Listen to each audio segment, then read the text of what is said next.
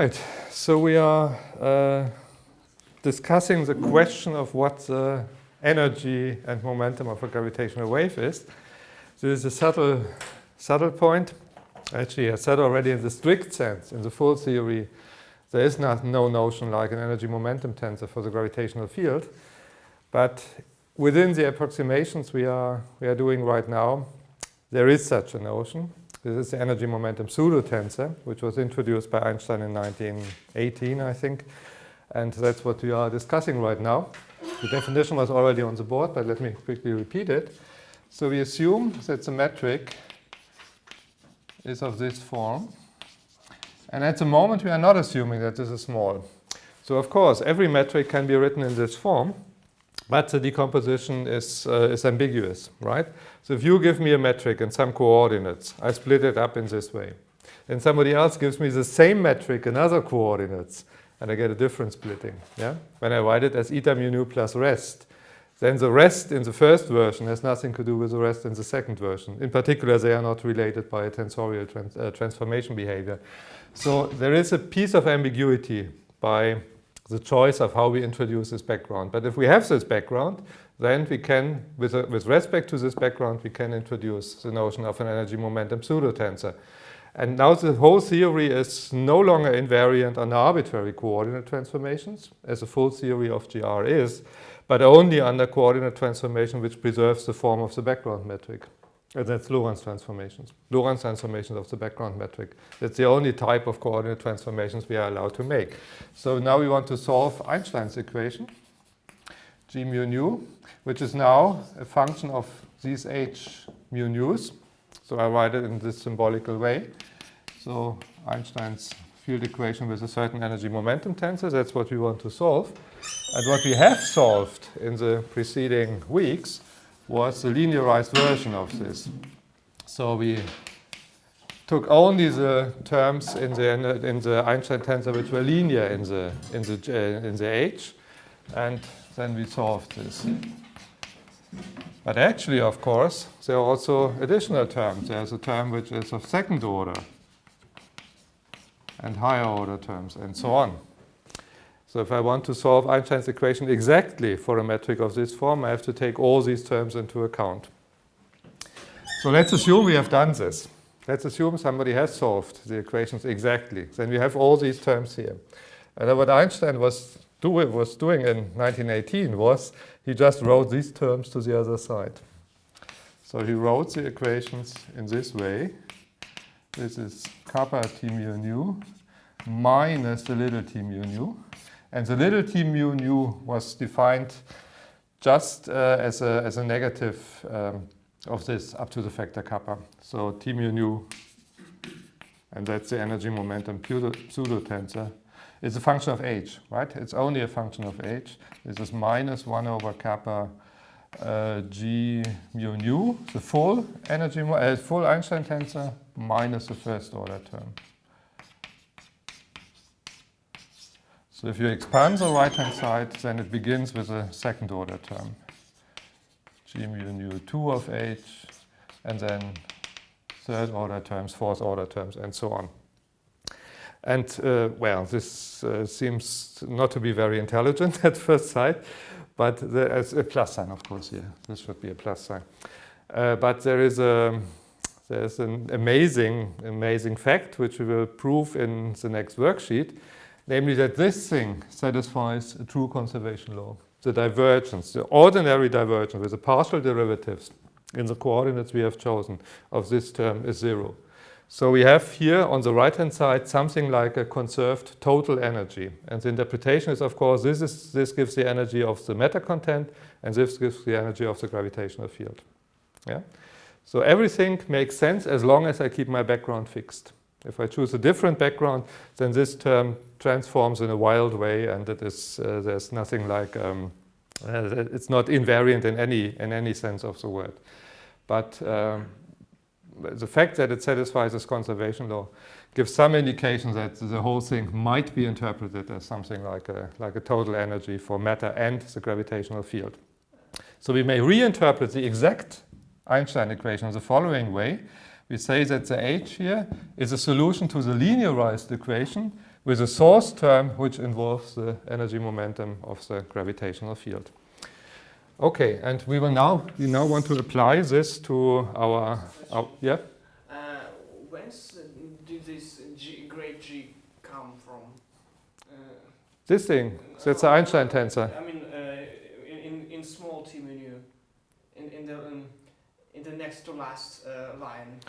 This is the total G. Yeah, this is the total G. So I added on both sides. If I start with this equation, I added on both sides this term without the kappa. Yeah.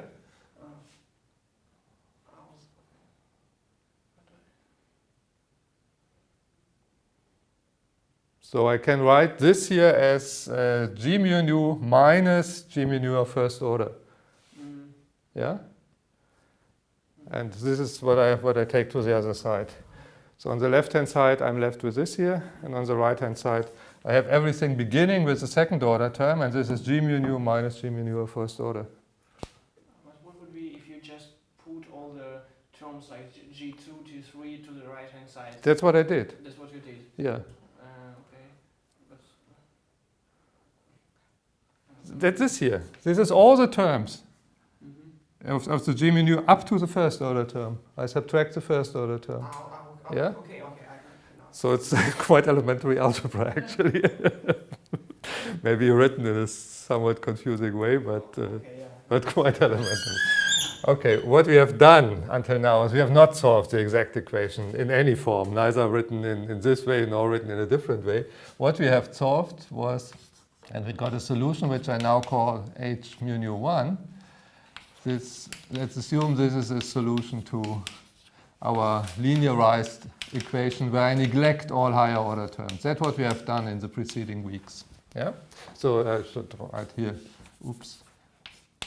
h1 kappa t mu nu. That's the equation we have solved. So for instance, what we did for the case that this here is 0, we got the plane harmonic waves. Yeah, that's what we discussed. We have a solution of this kind. And now we want to associate an energy momentum to this quantity. If we stick with the first order theory, we cannot do this because the energy momentum tensor begins with a second order term. So we need at least second order equation.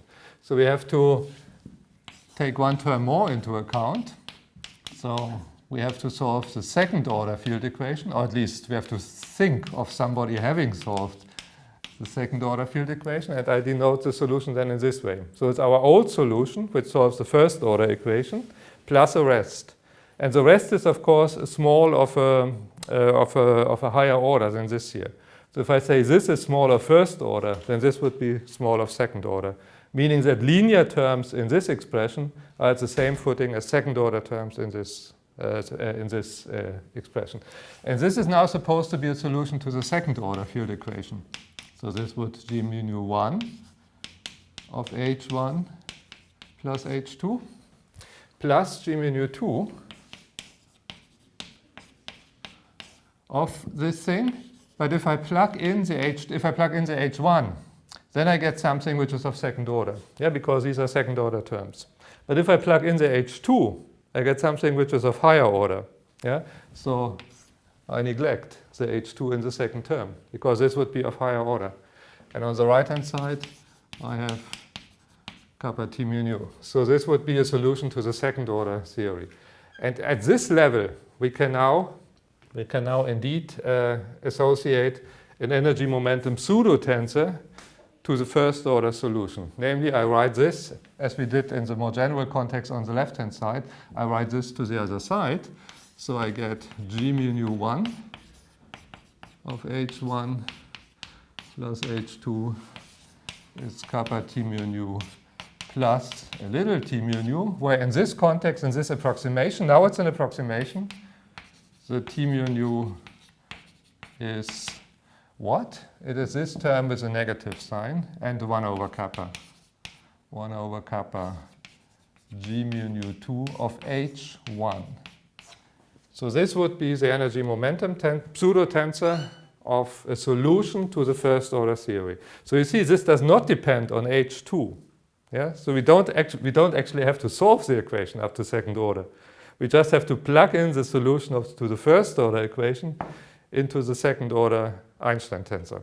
Yeah, then we get the energy momentum pseudo tensor. And that's what I want to do now. So I will do this for the case that this is a plane harmonic wave, which we have calculated. And then we can associate an energy momentum pseudo tensor to this plane harmonic wave. So we get an expression which tells us how the energy is flowing with this, this pseudo energy, this non-tensorial quantity, how this is flowing for the case that we have a plane harmonic wave.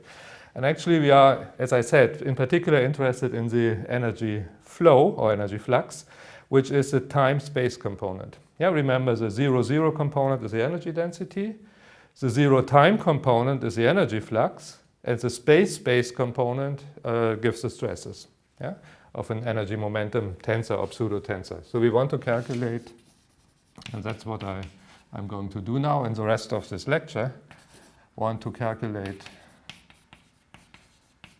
the mixed component, the T0J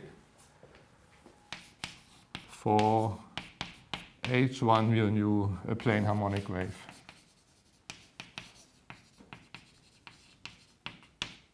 As we have calculated, I don't know, a week ago or so. So this was a solution to this equation where we had the 0 on the right-hand side. Yeah? So for this case, I want to evaluate it. And unfortunately, this requires a little bit of calculation because I need the second order Einstein tensor. I've calculated the first order Einstein tensor earlier in these lectures, but not the second order Einstein tensor, and that's what we have to do now. So let me see, of course we have to begin with the Christoffel symbols.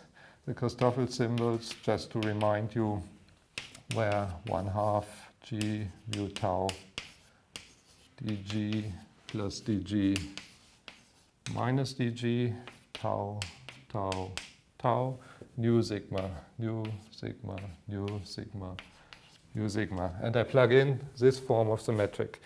And I have to take the second order terms into account, not only the first order terms that we did before.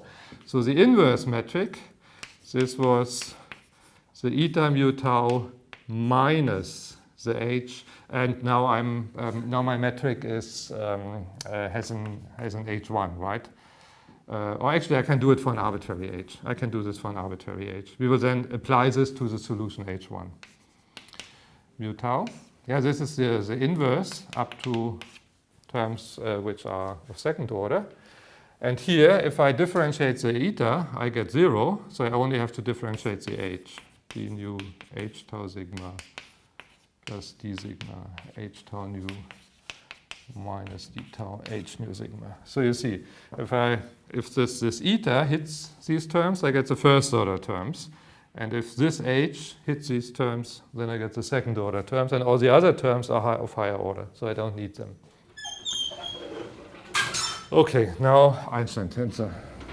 Einstein tensor involves the Ricci tensor, so I need R nu sigma of h. Yeah? And actually I'm interested in the second order terms. So what is this? Oh, let me first, just to remind you, let me write down the general expression for the Ricci tensor. This was curvature tensor contracted over the first index with my conventions. Other authors use other indices. Be careful when you check with the literature. And this was 4 terms. Unfortunately, I will need all 4 of them now. For the linearized term, we needed only the first 2. So tau nu sigma, and this here is a tau.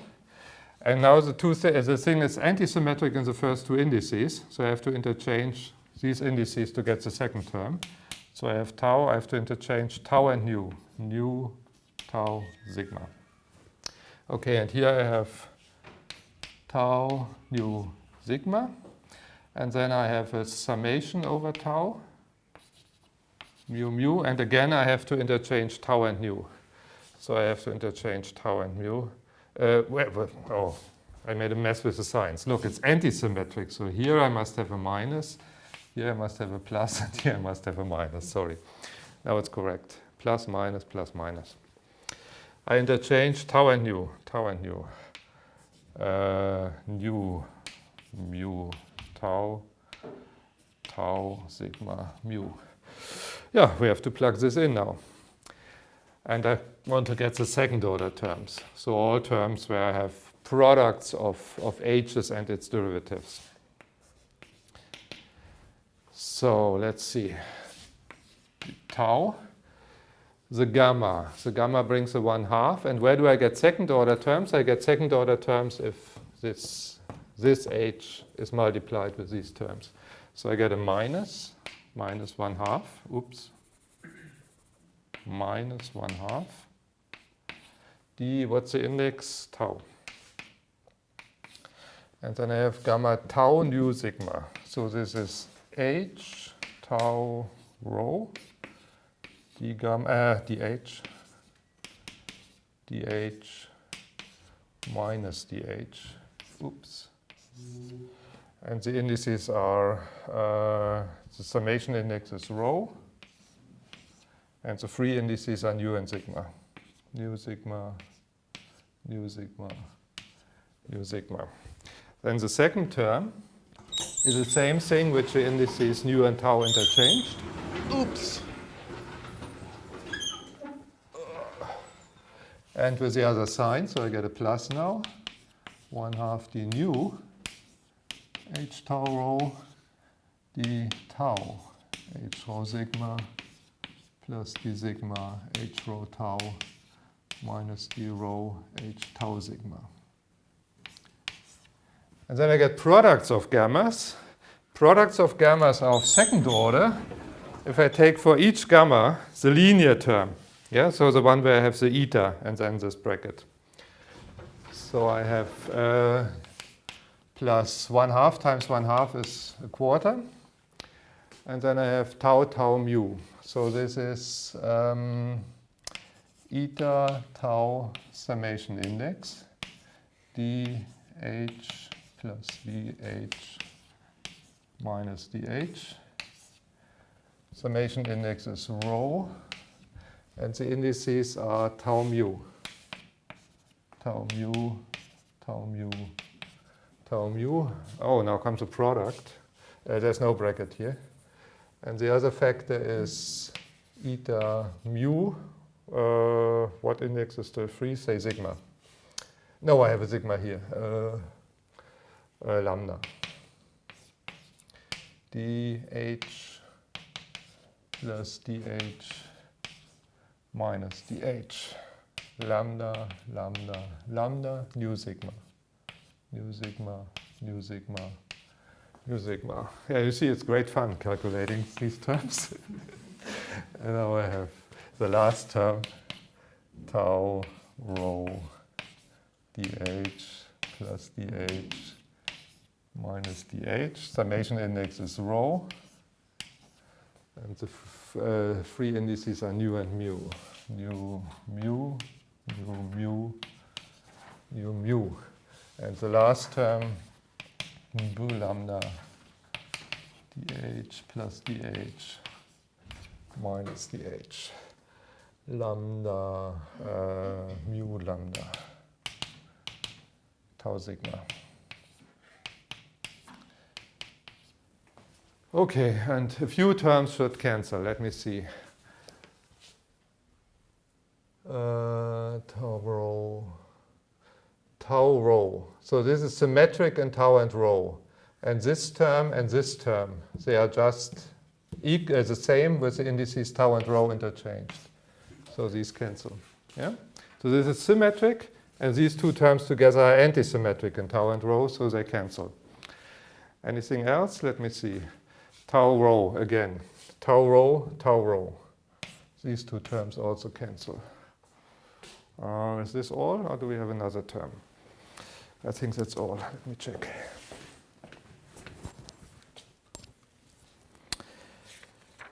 Oops. Yes, 4 terms go out. 4 terms go out. And now I want to calculate, as I said, I want to calculate Toj. And Toj was minus 1 over kappa. The Einstein tensor G2Oj of, and we want to do this for our solution H1. Now what was the Einstein tensor? The Einstein tensor G mu nu was R mu nu minus R. And R, if I write it out, is R sigma tau G sigma tau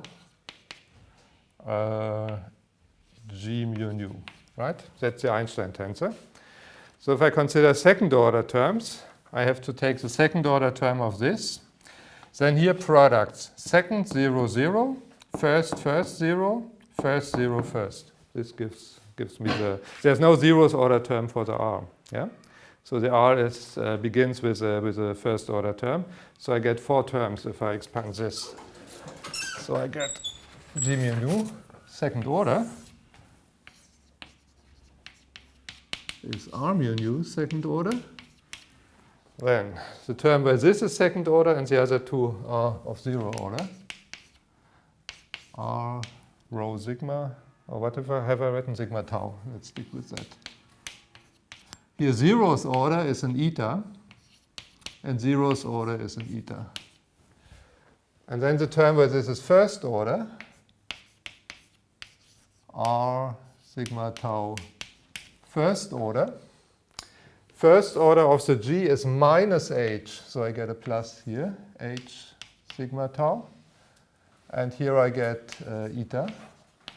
And the last term is minus 1/2 R sigma tau first order. Here's a zeroth order, sigma tau, and here's a first order. This is H mu nu. Okay? And now we apply this to our solution H mu nu 1, which was our plane harmonic wave. We want to evaluate this for a plane harmonic wave. So this was, remember, this was in a gauge where the eta is the same as a gamma, where the H is the same as a gamma. Yeah, the trace was 0. And this was of the form A mu nu e to the I k sigma x sigma, if you remember. Yeah, this was the type of solution we have discussed. And yeah, the amplitudes and the k satisfied a certain number of conditions. So first we had the dispersion relation, k mu 0. This came from the field equation. Yeah? When we plug this into the first order field equation, we got the dispersion relation. Then we had the Hilbert gauge condition, which was gamma mu nu k nu equals 0. Then we had the transversality condition, which means that in the coordinates we are using, the gamma 0 nu are 0. That's transversality. 0 refers to the chosen time direction. And the last condition was a trace condition, gamma mu mu is 0. Yeah? Field equation, Hilbert gauge, transversality condition, a trace-free condition. So for this type of H mu nu 1, we want to calculate it now G O J of second order for this H1. So let's see what we get. Of course, a Ricci tensor, Roj of 2 for our H1. And then what do I have here? Mu is 0, nu is j. So nu is j, so this is 0. Yeah? Eta mu nu has no mixed components. Eta mu nu has no mixed components. And if on the H, one of the components is 0, then I also get a 0. So I have plus 0, plus 0, plus 0. Yeah? All the other three terms, all these three terms give 0 for this component. But we need this term, and this is long enough. It's here on this board. So we have to evaluate this. So let me write this down again. So I have, where are we? Minus 1/2. So what are the indices? The first index, this was a nu. The nu is now a 0, and the tau is a j, right? The tau is a j. So I begin with a j. No, sorry, the sigma is a j. Tau is a summation index, nonsense. The sigma is j. Sigma is j. So tau is just tau. H tau rho. And for H, I can now write gamma, right? Because I insert this expression for the metric. I write gamma from now on and use then this form. H tau rho. The nu is 0, right? Nu is the first index. The 0, H rho j. H rho j plus dj H rho 0. I wanted to write gamma. Oops. Sorry. Minus the rho H O or gamma gamma Oj. That's the first term. Then the second term, where I have just to interchange what do I have to interchange? The nu and the tau, the nu and the tau. So it comes with a plus, the nu gamma tau rho, the 0 gamma, what has happened here? The rho becomes the rho remains rho sigma. The tau. Here I have the tau. I have to interchange the nu, which is now a 0, with a tau. The nu is 0. The nu is 0, and here I have a tau. Gamma rho j. Plus the j gamma rho tau minus the rho gamma tau j. Oops. And now the product terms. Plus 1 over 4 eta tau rho. I have only this term here, I don't need a bracket. Oops. So I get, by the way, one of these are 0, right? There was no need to write them down, sorry. They are 0, right? And here again, I have only this term, partial mu. What about mu? Yeah, mu is a summation index, it's okay. H rho. And tau is also a summation index. And here I have eta mu lambda. Now, nu sigma is 0j. The 0 h lambda j plus the j h lambda 0, or gamma. Oops. Plus minus O lambda P lambda H O J or gamma H. And the last term, and then we are done. Minus 1 over 4 eta rho tau d0 gamma rho mu plus d mu gamma rho 0 minus d rho h0 mu gamma rho.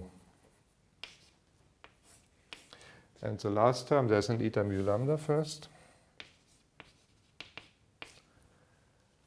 The tau h sigma is j, right? Gamma lambda j plus dj gamma lambda tau minus d tau gamma tau j.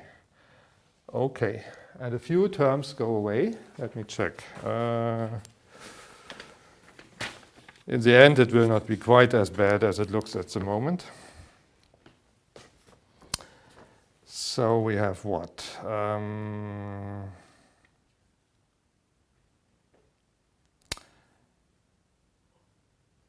Minus 0. Ah, this is this here. Okay.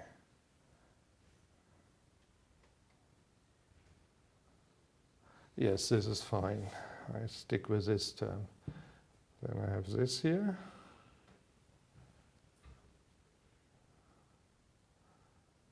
Okay, this is also fine.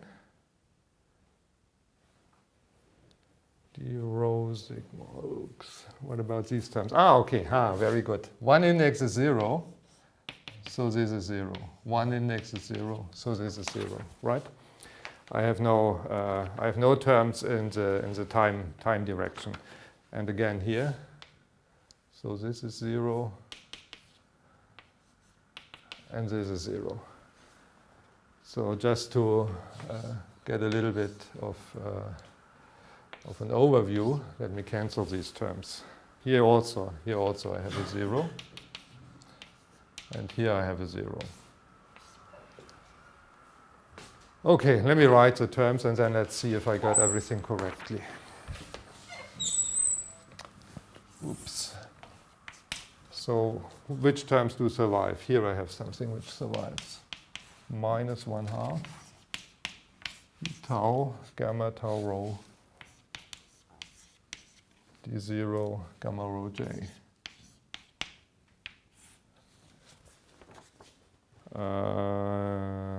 Yes. Then I have here a plus. Let me see, can I do something with this? Yes, I can do something with this. Plus 1/2. It's a second derivative of gamma tau rho, which comes twice.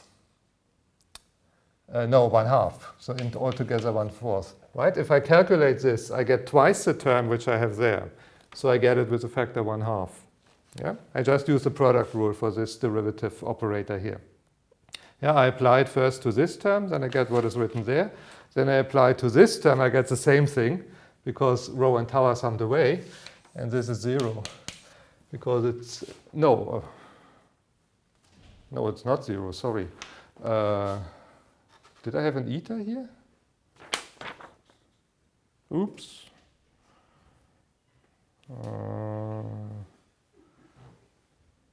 No, sorry, I did it with the wrong term. No, it's not. It's true what I've written, but I don't want to do this, sorry. This was an error on my side. No, with this term I cannot do anything. So this is just second derivative gamma tau rho dj gamma tau rho. If one of the factors is an eta, then something nice happens. That's what comes here in the next term. Oops.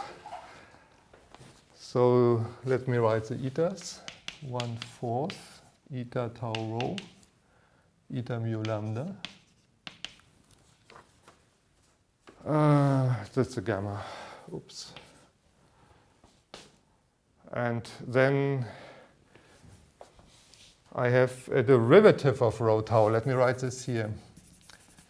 I have a derivative d mu of eta rho tau. This is constant, so I can write it under the derivative, gamma rho tau. And that's the term I was looking for. This is 0. It's a trace of gamma, right? This is 0. And the rest doesn't matter because it's multiplied with 0. But let me write it down anyway. Eta mu lambda do gamma lambda j. Okay, where am I? This was this term, right? And then what is left is this here. Rho mu lambda. Can I do something with this?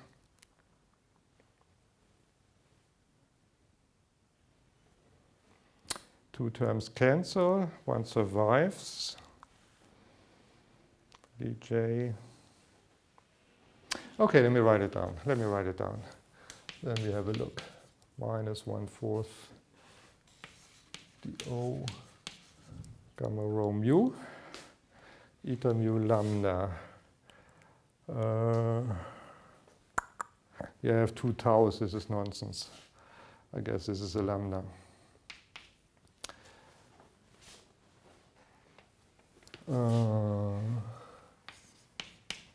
d tau. The lambda is pulled up. It's a mu j plus dj gamma mu lambda minus d mu gamma tau j. Okay, let me check. So this term is gone. And I have 3 terms. That looks good. Here I have also 3 terms. 1/2, yes, yes. D0. But here I have only 1. Let me see. Rho mu. Something is missing, right? The index rho should be summed away. Did I forget an eta? Eta tau rho? I think so. I forgot. The eta tau rho. Eta tau rho.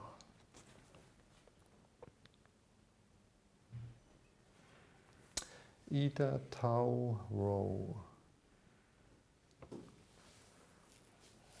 Y r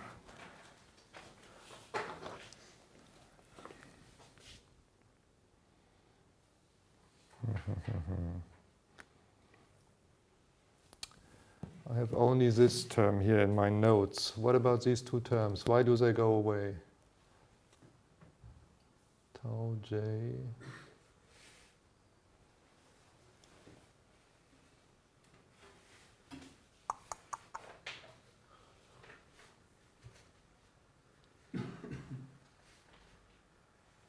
Mu tau. Do I have a symmetry in mu and tau? Of course, I have, yeah. If I pull this index, this rho, if I pull this up, it becomes a tau. And gamma is symmetric in tau and mu. And here I have tau mu, mu tau with a different sign. So these 2 terms drop out, okay? Yeah, because this is symmetric. If I sum over this eta term, it's symmetric in mu and tau. And this is antisymmetric in mu and tau. So these 2 terms drop out. And that's my result. I think that's it. Yes, very good.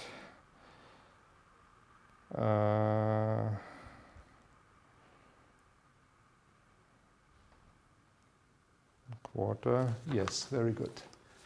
And I think I multiply this first term out. Yes, I multiply this out with a product rule. So I have 1/2 gamma tau rho d tau d0 gamma rho j minus 1/2 d tau gamma tau rho d0 gamma rho j. And then I have plus 1/2 d0 gamma tau rho dj gamma tau rho plus 1/2 gamma tau rho dj gamma tau rho. And the last term is still missing, minus 1/4. Here I pull the index, so this becomes d0 gamma tau mu dj gamma mu lambda. And some of the terms should be the same. Let me check. D tau d0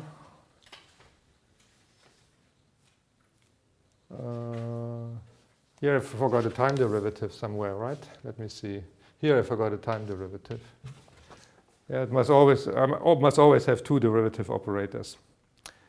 Okay, so here I have 0 tau mu, 0 tau mu, tau mu.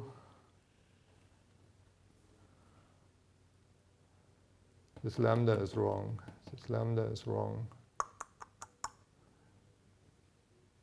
This is a tau, right? This must be a tau. It's a writing mistake here. Must be a tau. And then dj tau rho dj. And these 2 terms are the same. So it comes with plus 1/2 minus 1/4. So this gives plus 1/4. And here I have ODJ Let me see.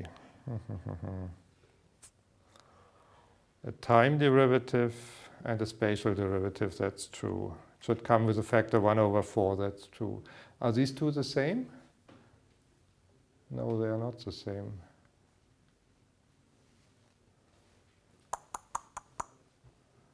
Oh, J. I don't have this term here. Oops.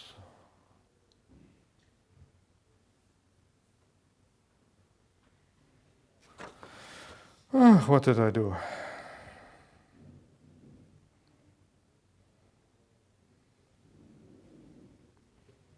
Rho sigma.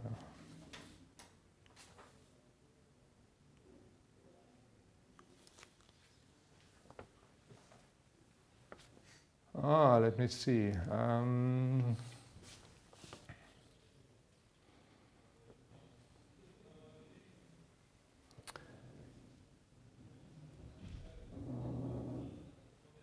Yes, if I differentiate the gamma tau rho,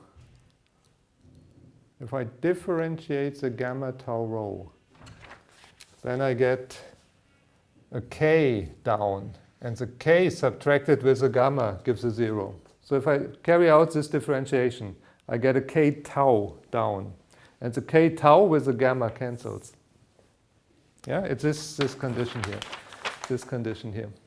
So if I take a derivative of the gamma, well, this is the Hilbert gauge condition, you see it immediately. The Hilbert gauge condition says that this is 0. I don't have to refer to this. And do I have this again? The tau, the j. No, I think that's it. Why do I have 3 terms? I want to have only 2 terms.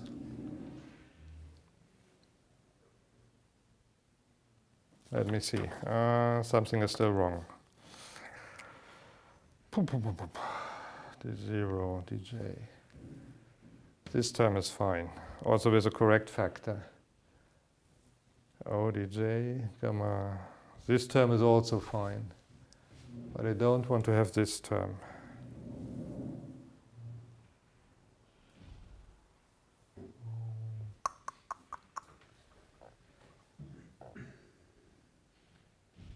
It's the same thing, of course. If I carry out this differentiation with respect to tau, I get a k tau down. And the k tau cancels with this here. So this is also 0. And that's the correct result. With plus 1/4 and plus 1/2, even with the correct signs. Okay. Actually, I did these calculations, I think, a dozen times, and I always got different results with different signs. But in the end, I checked with the literature. So I'm sure that the result is correct. So because I checked with the literature, so we really have it now. This is a result for our G mu2 of second order, and yeah, we can insert now our gamma. So we have G mu nu of second order for our first order solution is what? So it's this expression, these 2 terms, and I know what the gammas are. So this is 1/2, gamma with an upper index. So this is real part. A tau mu, yes. A tau, no, sorry, I'm here. I looked into the wrong line. A tau rho, e to the I, k sigma, x sigma. Okay, this is this term. And then I have the derivative. This gives another real part, a tau rho. And if I differentiate with respect to 0, I get an I k0. If I differentiate with respect to j, I get an I kj. E to the I k, what else do we have for indices? Say lambda. So that's the first term, okay, plus the second term. So this is the real part of a tau mu. If I differentiate with respect to 0, x0, I get I k0, e to the I k sigma x sigma. And here I get the real part of a mu tau kj with a factor I e to the I k lambda x lambda. Oops. Oh, time is already up. Very bad. Let me see. Can simplify this a little bit. So first of all, our A has only spatial indices, yeah, because if one of the indices is 0, then I have a 0. Yeah, if one of the indices is 0, I have a 0. So I can make of all these indices, I can replace all these indices by Latin indices. So this is AKL e to the I k sigma x sigma, and here we minus times minus, I times I gives the minus sign. So this is KL, KL, K0, Kj. I could pull this out of the real part because it is real. And here I have plus 1 over 4, real part AK. I can pull this index up, so let me write it in the same form. Here I have an I, K naught e to the I, K sigma x sigma, real part AKL, again an I, Kj e to the I, K lambda x lambda. And now I can expand the real parts. So I get a real part is this term plus its complex conjugate, right, with a factor 1/2. So I get 1/2 times minus 1/2 minus 1 over 8, right? AKL e to the I k sigma x sigma plus a real part as a complex conjugate. KL e to the minus I k sigma x sigma. And here I can pull the K0, Kj out of the bracket because it's real. And then I have A, KL, e to the I, K lambda, x lambda, plus AKL complex conjugate, e to the minus I, K lambda, x lambda. And the same with these terms. Again, I have a K0 and a Kj. 1 over 4 K0 Kj. And I get a factor 1/2 here and a factor 1/2 here, so I have 1 over 16 altogether. AKL. No, I have pulled this out, but the I is still there. E to the I K sigma x sigma plus a complex conjugate, which is AKL bar, and the complex conjugate of I is minus I. E to the minus I k sigma x sigma. Whoops. And here I have AKL.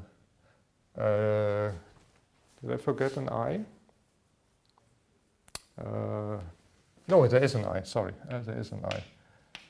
E to the I k lambda x lambda minus AKL bar I e to the I k lambda x lambda.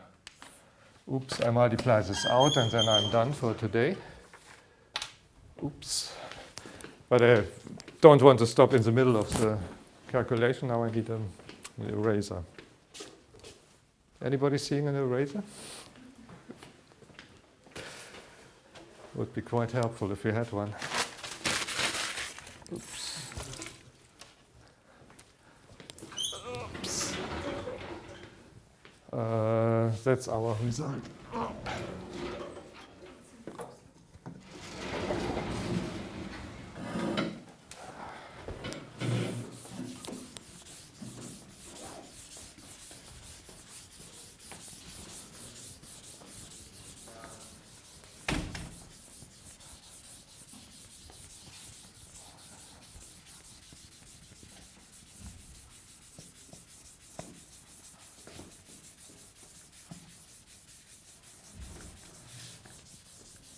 Yeah. Oh, very good. Thank you. It's easier with this thing.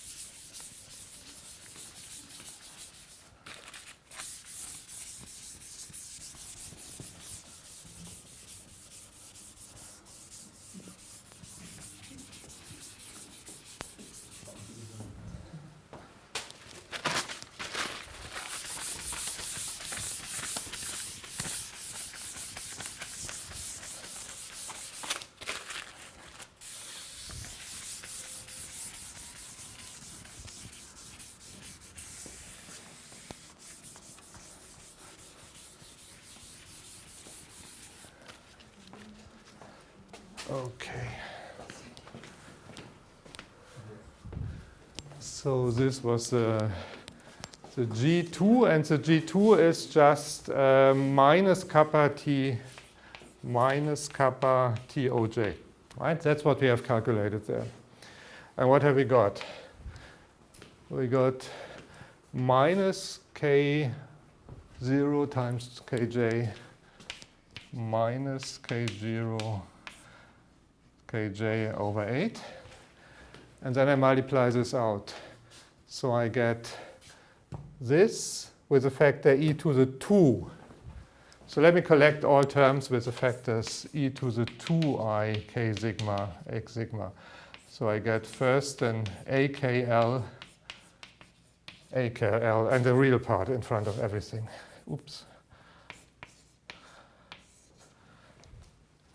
Okay, this was this here. And I get again such a term here. I times I gives a minus sign. And here I have a 16, so I have minus 1/2. Minus 1/2 A, it's the same factor, right? AKL, AKL.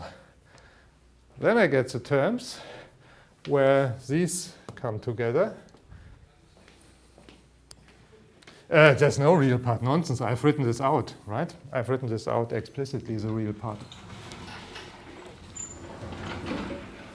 Then I have the terms with a negative. This is here I have the complex conjugates, right? I have, oops, no, here we are. I have minus times minus gives plus. No, I'm here still. Plus times plus gives also plus. Oops. AKL bar, and again I get a, at this time I get a plus, right? Is that true? Minus times my, I have I times I, this gives a minus 1/2. Minus 1/2 AKL. And then I have the terms where the E factors, the phase factors cancel each other. So I get this here, AKL bar, and here again. So I get it 2 times. 2 times AKL bar.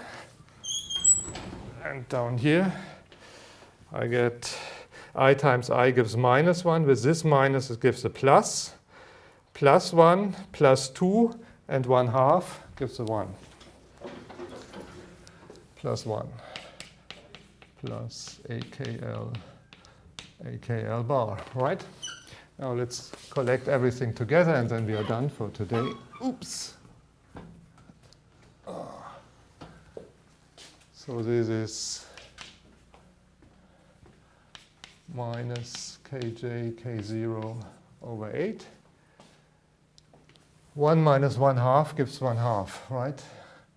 So 1/2 e to the 2I k sigma x sigma AKL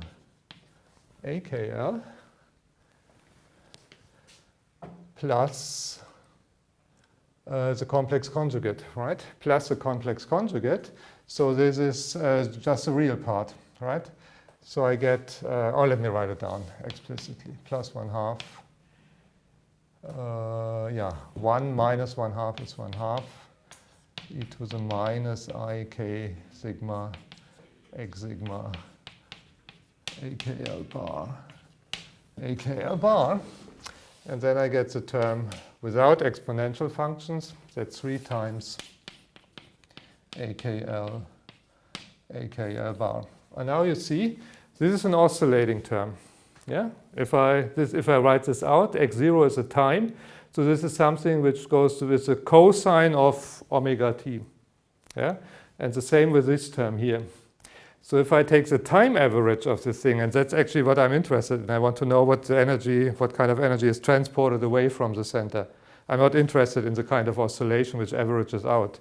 Then I see that only this term survives time averaging. So time averaging, and this is the final result for today. I denote this by a pointed bracket. So minus kappa Toj in pointed bracket means time average of Toj. For this term I get a 0, from this term I get a 0, and from this term I get minus 3/8 K0 Kj AKL bar, and that's the result for today, and we will discuss this later. Sorry, this was has a kind of calculation I really don't like, but in the end I think I got the correct result. Let me check if the factor is correct. 3/8. Oops. Where am I? Have to find it. Oops. 3/8. Very good, very good. Even the factor is correct. So that's where we will discuss next time. So obviously it's proportional to the amplitude. Yeah, clearly. Yeah, the bigger the amplitude of the wave, the bigger is the energy flux. And so there's the 1 is the 0 here. And the direction of the thing, the direction in which the flow is going, is given by the wave vector. This is also obvious, right? This gives the direction of the wave. So then the result looks quite reasonable. Okay, so as I said already, next week we will have no lectures. I will send an email around. But, and we will then meet, this will already be in May. So in May we will then have the next lecture. Okay, then I say goodbye to everybody who is watching, and we are now doing the tutorials.